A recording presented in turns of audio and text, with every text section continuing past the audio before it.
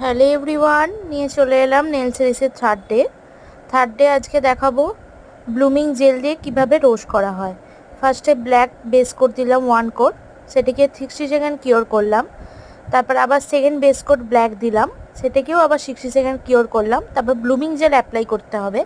Blooming জেলটা ভালো করে অ্যাপ্লাই করে তারপর হোয়াইট কালার দিয়ে রোজটাকে বানাতে হবে। কীভাবে রোজ বানাতে হয় সেটা দেখানো হচ্ছে।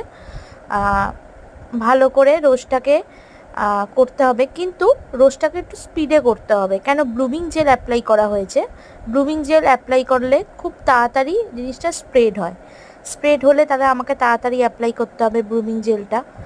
ব্লুমিং জেল দিয়ে যে আর্টটা করা হবে সেই আর্টটা তাড়াতাড়ি করতে হবে। তো আর্টটা কেমন হয়েছে সবাই জানাবেন। আমার নেক্সট ক্লাস স্টার্ট হবে খুব শীঘ্রই। আমার এখন ব্যাচ চলছে।